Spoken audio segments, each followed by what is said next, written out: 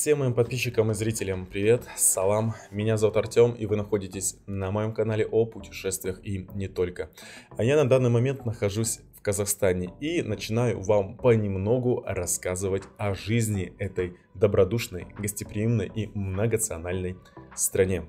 В этом блоге я расскажу и покажу, как я добрался до Алматы, кто меня встретил, где меня разместили, а также вам покажу небольшой кусочек видео, как прошла встреча с диаспорой ингушей в Ингушском культурном центре города Алматы.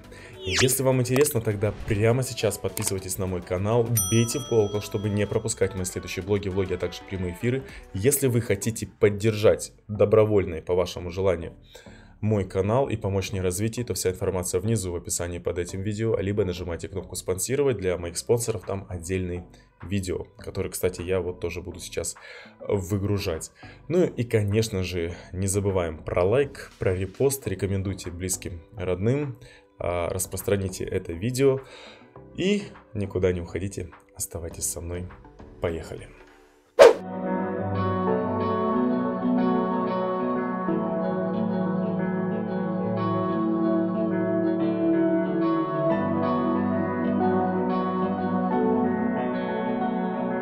Что, друзья, я прилетел в город Алматы.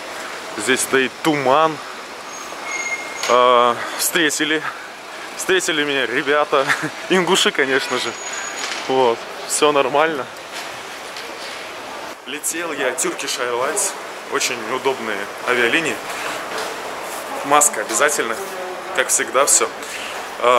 Единственное, что нужно будет вам сделать, если вы захотите посетить Казахстан, это обязательно нужно будет сделать справку ПЦР на отсутствие коронавируса, чтобы результат был отрицательный, иначе вас, конечно же, не запустят. Здесь какие-то сумасшедшие очереди на границе, на паспортном контроле. Вот, хотя я прошел за 30, где-то секунд, 30 секунд, минуту даже. Вот, а остальных почему-то там многих допрашивали, расспрашивали, какие-то документы. Не знаю, с чем это связано. Но мне, как всегда, везет. Одним словом, никуда не уходите, оставайтесь со мной, подписывайтесь на мой канал, поставьте лайк. Это путешествие у меня только началось, у меня будет несколько городов. Вот.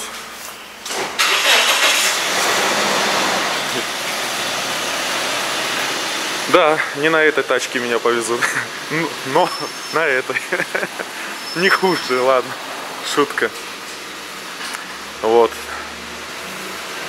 Красивая Lamborghini, когда-нибудь заработаю на такую. Сейчас Казахстан открыли и сухопутные границы.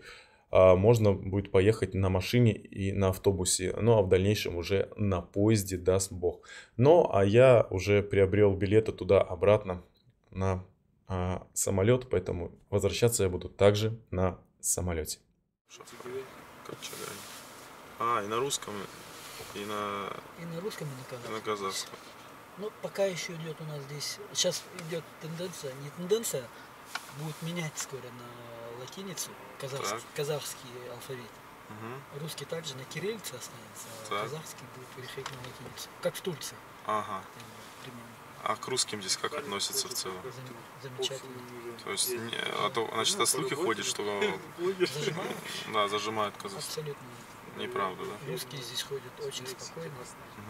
В принципе, вообще, Казахстан, он ультра многонациональный, не просто многонациональный, ультра. То есть здесь все национальности. Раньше было исторически ближние зарубежья, да? Бывшие советские республики. Теперь и дальнего зарубежья очень много народу приезжает с разных стран. И прям селятся, берут виды на жительство, женятся на местных. Очень много. Ну что, друзья, я благополучно и удачно добрался до Казахстана, до Алматы. Вот сейчас меня мои знакомые ингуши разместили в замечательном отеле Риксос, который я вам обязательно покажу, что здесь есть. Вот. Это у нас холл. Кстати, в этом отеле будет проводиться саммит. Видите, вон флажки России, Армении, Казахстана, Белоруссии. Вот. Там, так, Кыргызстан, наверное. И еще какой-то флажок, не узнаю его. Сюда приедет сам премьер-министр Российской Федерации Мишустин. Отель, кстати, очень такой хороший. У него номерной фонд. И вот я вам сейчас покажу свой номер. Вот, заходим. Ну что, начну я с ванной, которая здесь встречает. Как видите, вот такая вот ванная здесь, чистая. Есть все необходимые принадлежности. Ну, давайте я начну, наверное, с халат, понятно. 2 полотенца, я здесь один буду жить. Полотенце для ног, одно, еще одно, то есть целых 3. Душ-кабина, помылись, волосы феном Валера можно посушить. Так, это я. Всем еще раз привет, салам. Очень довольно счастливый, несмотря на то, что я только с самолета, и мне удалось поспать буквально, я не знаю, там часа 2 в этом самолете. Turkish Airlines прекрасные авиалинии. Вот. На обратном пути вам их покажу обязательно. Так, 2 полотенчика. Так вот, про принадлежности. Здесь у нас гель. Да. Это у нас кондиционер. Это шампунь, салфетки. Это что? Ну это зубная щетка, я даже смотреть не буду. Это шапочка 100%. Это у нас что-то тоже. Посмотрим сейчас, что это у нас там. Ой, что-то даже. Это для бритья. Слушайте, все хорошо, прям все есть. Ну и что-то тоже здесь. Всем же интересно, что в коробках лежит, да? Расческа, ушные палочки. Вот. Водичка бежит, все работает, все хорошо. Идем дальше. Шкаф. В шкафу есть гладильная доска вместе с утюгом. И это очень прекрасно, потому что у меня с собой рубахи мятые, их нужно гладить. И у меня много здесь достаточно встреч будет. И я буквально через время отправлюсь... через несколько часов в Ингушский центр. Вот. Я сюда приехал не прохлаждаться, я сюда приехал по большому делу. Так, ну, вещи можно будет повесить. Я вон куртку бросил, надо будет все сейчас разместить. Так, здесь есть сейф. Напоминаю, что это отель вот Риксос в Алмате. Это у нас получается... химчистка. Можно отдать вещи и вам вот почистят. Например, ту же рубашку за 3000 тенге. Ну, 3000 надо делить на 5,5 сейчас. Если что-то порвется, пожалуйста, можно будет зашить. Причем и есть даже пуговицы, и булавочка есть. Очень хороший набор. Ну, сейф это для тех, у кого есть деньги и ценные вещи. У меня нет наличных денег, но у меня есть ценные вещи, да, там ноутбук. Вот. Хотя я, наверное, его буду брать с собой. Потому что если вдруг чего, я потом себе не прощу. Я в плане техники. Так, это у нас бар. Его, в общем, закрыли, потому что нужно было заплатить за него, получается... 200 тысяч тенге внести депозит. Без маски ходить нельзя, да, не забывайте. И зачем он мне нужен, если я не пью? И когда, вы знаете, тебя встречают здесь ингуши, голодным ты здесь не останешься. Но так как я не пью, смысла не вижу за это было платить. Так, это место для чемодана. Так выглядит основная комната, где я буду здесь почивать, спать. Это у нас кровать. Бросил уже сумку. Все на эту кровать. Ой, Игоревич. Большая кровать, удобная. Телевизор. Вот чай, кофе бесплатно. Можно будет попить кофе. И, кстати, сходить даже на завтрак. И, наверное, мы сейчас с Али. Али вы сможете увидеть в моих блогах. Это человек у которого я побывал в гостях в Стамбуле, мой подписчик, он меня пригласил, у меня есть целый блог, посмотрите обязательно на моем YouTube-канале и подписывайтесь, потому что будет много-много всего интересного. Так, стол, где я буду делать свои блоги. Вот я вижу софа. Не знаю, для чего она там, для гостей, наверное. Ну и самое главное, ну конечно же, ну друзья, это вид из моего номера отеля на Алматы, который я прилетел и приехал первый раз в своей жизни. Я был только в детстве в двух городах, это Караганда и Павлодар, по-моему. Больше я нигде не был. И то в Павлодаре это было проездом. Посмотрите, какие горы. Красота какая, да? Ну, правда, да, такие старые советские здания стоят, что-то новое строится. Вижу вон церковь. И вижу автобусы, которые прибывают на саммит. Здесь будет саммит, повторюсь. Вот так мне повезло. Поэтому здесь охрана очень усиленная. И тардыши сюда не пройдут. И со мной ничего не произойдет. Но это все шутки. Вот такой вот отель. Я считаю, совершенно неплохо, даже шикарно. Спасибо большое для тех, кто вот так подошел к размещению моему. Это ингушское гостеприимство. Хотя в некоторых городах Казахстана я буду останавливаться и в квартирах, и тоже буду вам показывать и рассказывать. Поэтому прямо сейчас подпишитесь на мой канал, поставь лайк моему видео и никуда не уходите, потому что будет интересно. Меня с моим подписчиком и уже с хорошим знакомым Али. Кстати, вы можете посмотреть, как я у него побывал в гостях у его семьи в Стамбуле, в Турции. Переходите по ссылке. Вот здесь вот сейчас она у вас появится наверху. Кому интересно, мы там говорили за пригородный район. Встретили братья Магомед и Халид Аушевы, которые, конечно же, пригласили сразу с дороги после размещения в отеле на ингушский чай. Но вы знаете, что ингушский чай, он не просто чай. Снова ингушский чай, так называемый.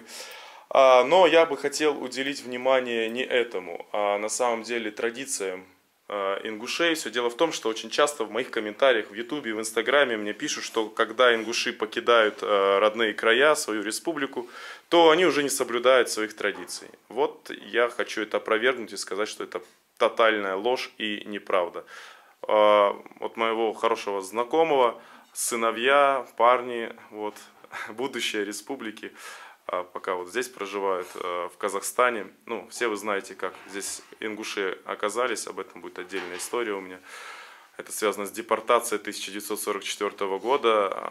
Вот одному 9, другому 11 лет. И по ингушским традициям за стол с отцом садиться нельзя. Ребята должны, как говорится, обслуживать гостей и ухаживать за всеми здесь, следить за порядком. Это ингушская традиция, и она здесь сохранена. Так что вот такие дела. Да? Салам передайте. Да. Вот. Немного все стесняются, ингуши все стеснительные. После ингушского чая я отправился в Ингушский культурный центр на встречу диаспору, где мы говорили на очень важные и серьезные темы для целого народа, а также узнал о том, как живут ингуши в Казахстане.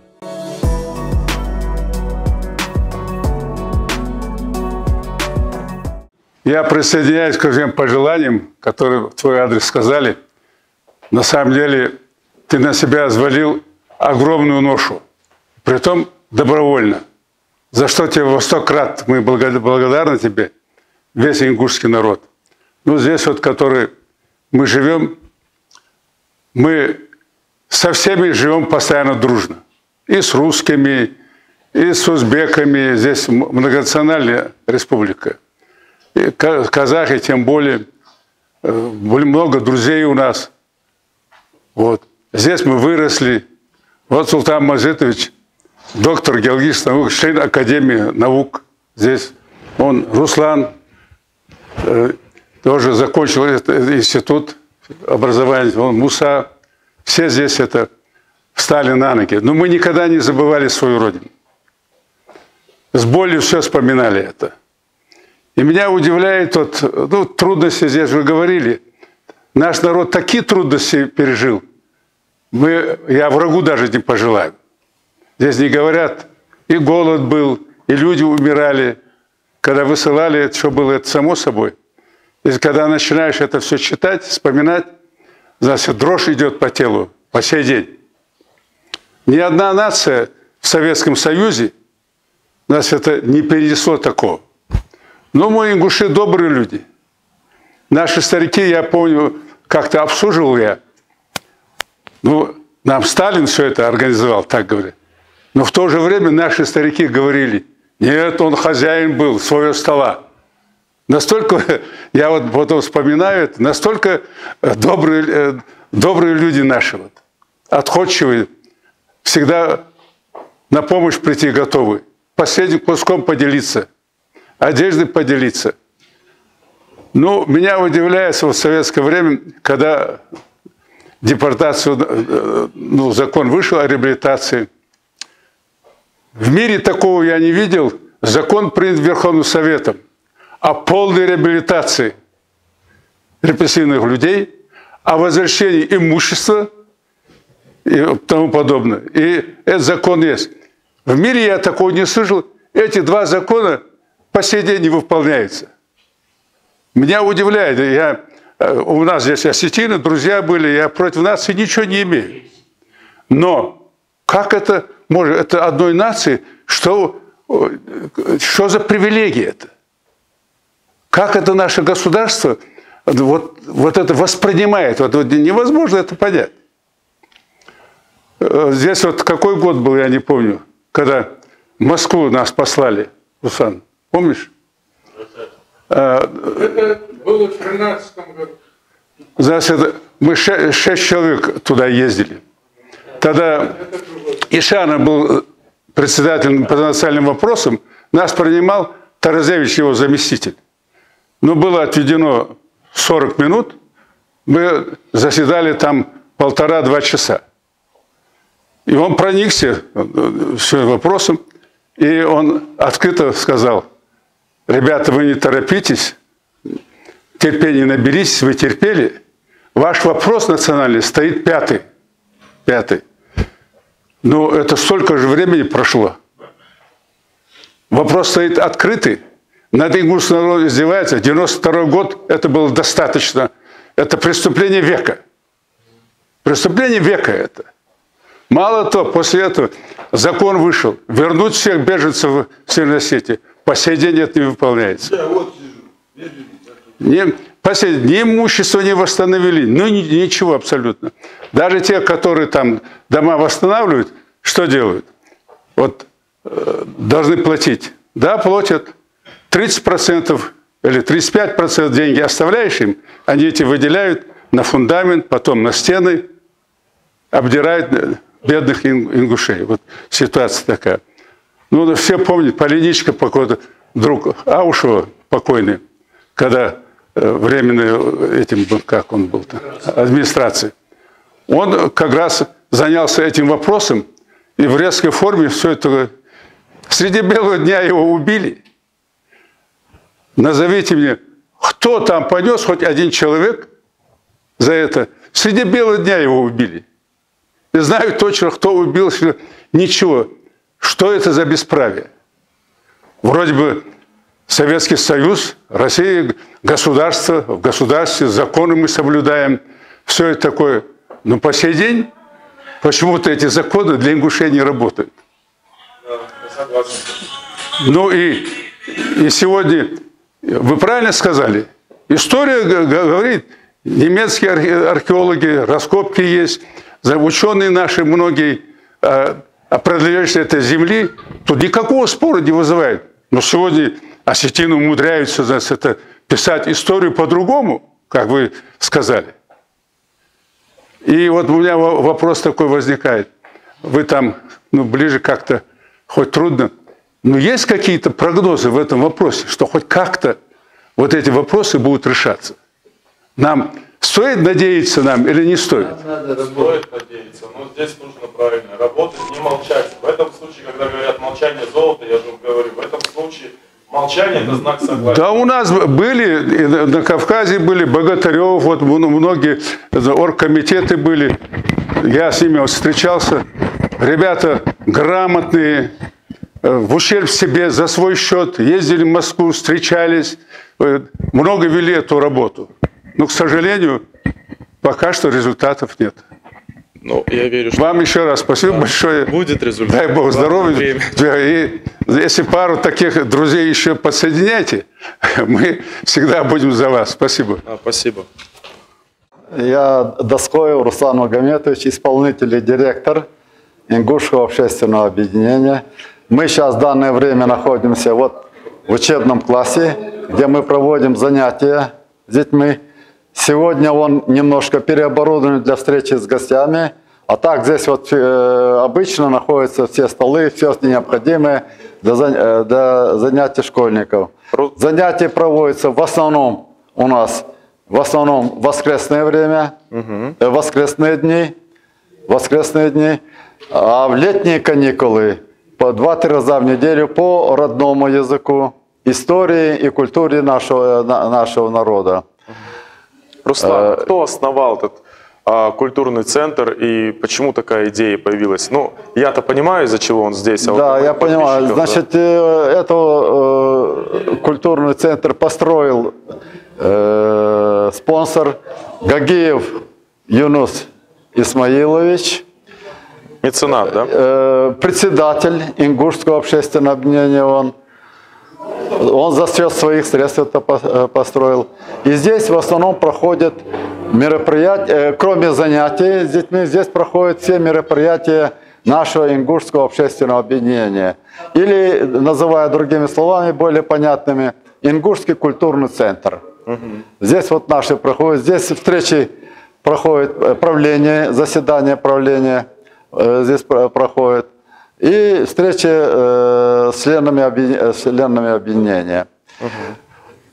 Кроме вот этих вот здесь занятий, у нас дети занимаются и художественной самодеятельностью, и танцами. А может быть пройдем? Занимаются. Мы в другом сейчас пройдем, и я покажу это класс. Да, мы сейчас идем на второй этаж. На второй этаж, да. Здесь еще у нас есть комната для занятий детей.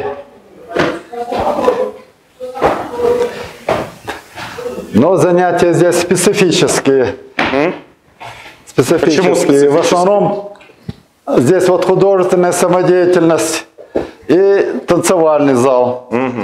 Лезгинку танцуют. Не только лезгинка, в основном лезгинка, да.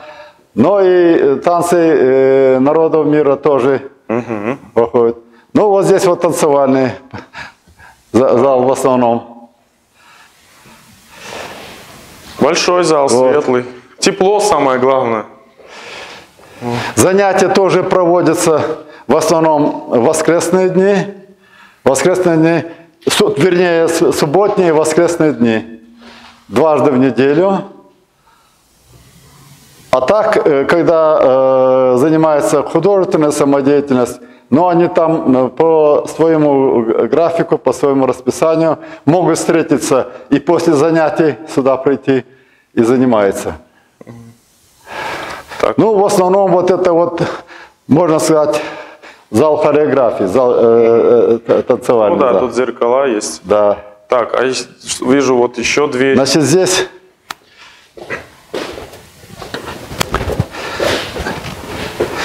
Так, там что-то. вот это у нас раздевалка для детей.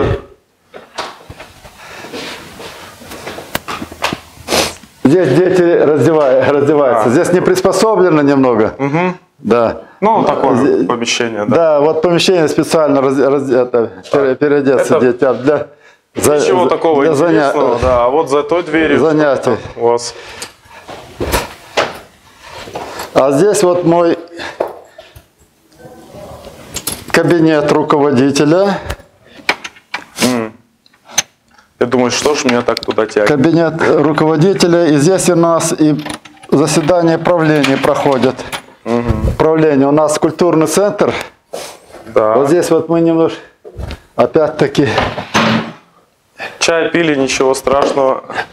Вот Галгай, Роман. Вижу. Здесь заседание, так, встреча членов правления проходит. Ну и мой рабочий кабинет в основном. Здесь все необходимое для работы у нас имеется. Судьба чечено-ингушского народа, Шахби. Сколько у вас литературы? Вот костюмы для... Костюмы для занятий. Так, можно один, ну, белый возьмем. Да, да. Да. Для Вот так вот можно повесить ее, наверное. Вот так лучше снимать. Лезгинку. Вот Это такую костюмы, мне да. подарили, но нет у меня таких Да. патронов. И пояса нет, вот все еще. И сапоги. Значит, здесь проходит подготовка, но нас часто приглашают на всевозможные мероприятия. Придерживайтесь традиций, а то говорят, что ингуши за пределами республики, у них другие традиции, все по-другому. Ничего другого нет. Те, кто так говорят, вы ошибаетесь, потому что, как видите, здесь, вот, пожалуйста, и старые костюмы, вот новые пошили, и танцуют, и там зал есть. Все как положено. Причем разнообразить мы стараемся разнообразить. Вот здесь у нас другой фасон, другие, значит, вот другие зеленый, костюмы, да. Пояс. Есть другого цвета. Так. Черного цвета вот здесь. Нет, зеленый, да? Зеленый. Зеленый, да. Зеленый цвет, да. Стараемся. Это здорово. Ну, да, что здесь можете показать свою ингушскую культуру, свою вот историю. Вижу много книг. Вот Роман, Галгай. То, про что я рассказываю, депортация и этническая чистка 92 года. В общем, здесь, в ингушском центре, все за Ингушетию. И даже вижу, вот, по-моему, деятели, это президент, да, был? да. Казахстана. Ну, вот здесь вот программные документы наших руководителей, вот перед вами, президента Елбасы Республики Казахстан. Мы стараемся эти программные документы, когда встречаемся, надо же их изучать, надо же людей до диаспоры доводить. И мы сами вот все вот эти вот первоисточники у себя имеем, изучаем, значит, и стараемся довести до сведения диаспоры их. Все программные документы нашей страны здесь у нас имеются. Это хорошо. Это имеется. Ну, в общем, итог такой. В ингушском центре сейчас проходят